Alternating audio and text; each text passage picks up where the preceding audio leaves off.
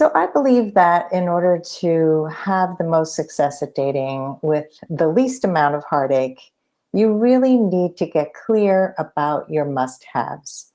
And many people get this wrong. Like, what are must haves? And so, what I believe must haves are the character traits that you absolutely need in a relationship.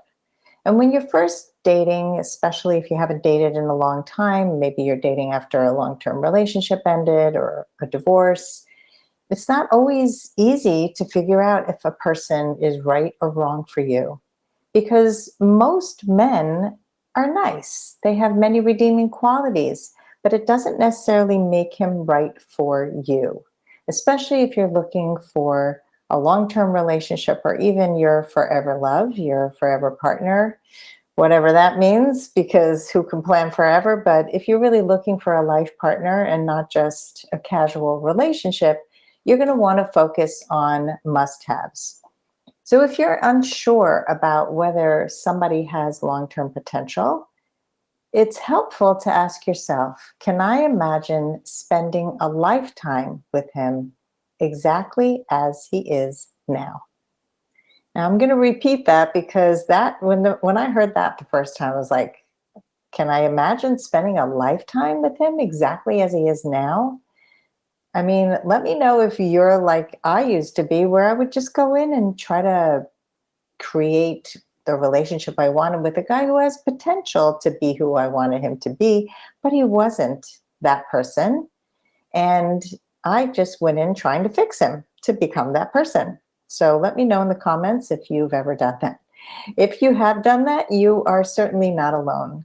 And what most of us do is we get into if only thinking, and that doesn't work. And what I mean by if only thinking is that guy would be great if only he would not drink so much. Or he'd be such a great guy for me if only he would stop being so irresponsible with money. Or if he only kept a job for more than 6 months. Or if he only did more with his life and his free time. Or if he only treated me better or was more respectful to the wait staff. But he's so sexy and he's so cool and he's got so many accomplishments. If you can't see yourself eventually falling in love with a man as he is, with the character traits and who he is as a person, you're probably with the wrong man. Nobody's perfect, and he may have some habits that annoy you, but you can learn to be forgiving of or negotiate with annoying habits. What you cannot negotiate is a crucial character trait that's missing from the person that you are dating. I have met so many wonderful men who were sweet and kind and smart, but they were missing one or two items on my must have list. One man I dated was sexy and fun. He took me to great concerts. He was really smart, all the things that I loved, and there was so much chemistry. But one of the items on my must have list is kindness and accountability, somebody who shows up and has my back.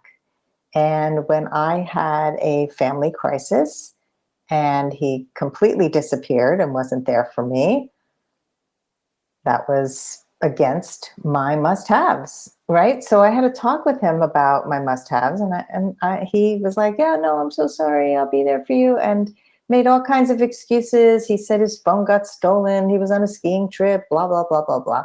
But he knew because I told him that I was entering the weekend with a family crisis, and I really could have used his support. So he said, "No, I'll do better. I'll do better next time." And he did not. And I said goodbye. And it was so easy because I was clear.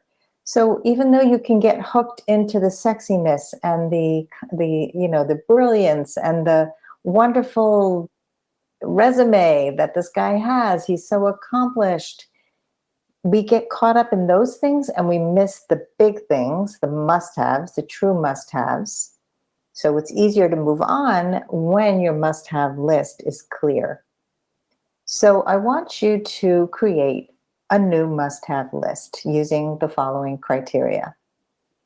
First, I want you to think about how you want to feel when you're in a relationship. And the word feel is emphasized because it's so important. Most women don't even think about how they want to feel. They think about what they need. So I need a man who's successful and he's 6 feet tall and he's got a college degree and he plays golf and whatever's on your list. So when you get into feelings, most women that I coach say they want to feel safe. That's like the number one thing women want to feel. And how do you want to feel safe? In what areas? You want to feel safe emotionally, you want to feel safe physically, you want to feel safe financially, sexually. Really look at the areas where you want to feel safe. Somebody else might say, I want to feel alive with the right man. I want to feel understood, seen, heard, cared for, inspired. So create a list of how you want to feel in his presence. Now I want you to narrow that list to the top 5 or 6. And in order to do that, I want you to ask yourself, if I was in a marriage with this person, would I get divorced if this character trait was missing? Number 3 is, for each item on your list, I want you to ask yourself, who does he need to be in order for me to feel this way with him? So we already got the, if I want to feel safe emotionally, physically, financially, sexually. For example, if I want to feel safe financially, this guy has to be financially responsible. And what does it mean to you? So if it means to you that he has money put away for retirement, or he doesn't have tremendous debt that he's not paying down.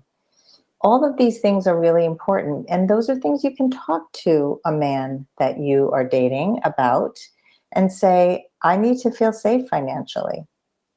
And I can see that you're in a lot of debt. How do you plan to pay that down? So this is your must-have list. These 4, 5, 6 items are going to be your must-have list, and it's not a finite list. It is a list that can continue to change as you date and you see, hey, wait a minute, I thought this thing was really important. It's more of a nice to have, but this item needs to be added to the list. So if you have trouble with this exercise, think about what did and did not work in your past relationships, and that should help you get started. Like, for example, if you really were attracted to a guy who was super kind or had a great sense of humor and you laughed together, or you had great adventures together, and that's really important to you, that he's a person with an open mind who can explore and is open to new ideas.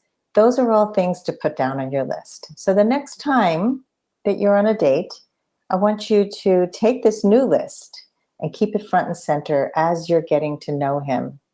Because if a sense of humor is on your list and you're not laughing together, he is not the person you should be with, right? And of course, humor doesn't always come out immediately. So give him a date, 2 dates, 3 dates, and see if both of you can find things to laugh about together. If kindness is on your list and he is rude to the wait staff, that's, to me, that's a deal breaker.